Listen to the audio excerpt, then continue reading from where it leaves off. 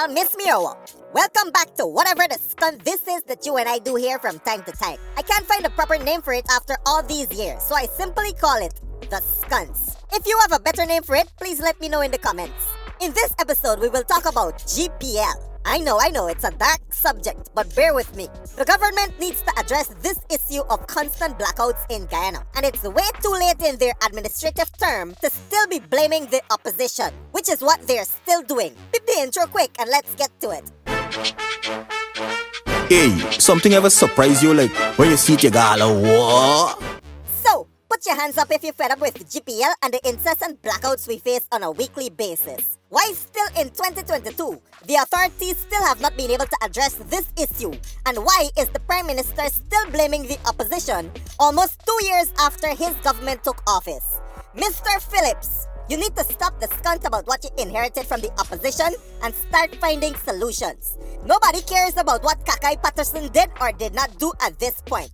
This is your baby now, and you need to take full responsibility for the state GPL is in. Because the facts of the matter are, we were plagued by constant blackouts during the pre-2015 PPP administration. We were plagued by constant blackouts during the previous APNU AFC administration.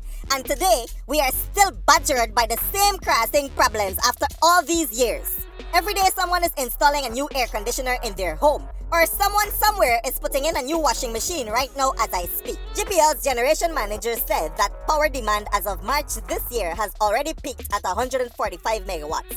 And this demand is expected to grow by at least 40% by the end of the year. While GPL's current installed capacity is 220 megawatts, with only 170 to 180 megawatts online. What this means is that by Christmas, the demand for electricity in Guyana will be more than GPL has the capacity to supply. Can I get a wow? No, seriously, type wow in the comments because we're looking thin. We're in an energy emergency. There are many projects that will come online soon that will help to mitigate this supply-demand issue we're facing, like the Hope Wind Farm, which is expected to add about 25 megawatts of renewable energy and come online by the third quarter of 2023. The Amila Falls Hydropower Station, which will add another 165 megawatts and comes with a 2025 completion deadline.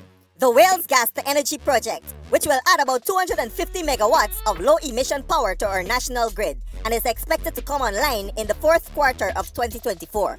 From a technical and economic standpoint, this seems to be the most feasible solution, but there are a handful of persons putting up resistance to it over a variety of concerns, including its environmental impact. This biased debate is detached from the verities that not only will the people of Guyana benefit from reduced prices on their monthly light bill, but it will also open the door to our petrochemical industry. It will enable us to produce our own fertilizer and animal feed, among other things, which will also have a positive impact on our agriculture sector and bring the cost of food production down, making us less dependent on import of these items.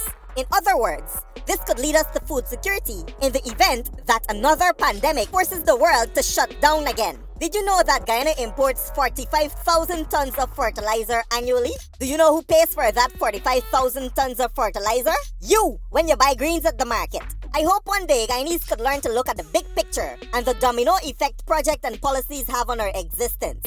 Anyways, let me come off my soapbox.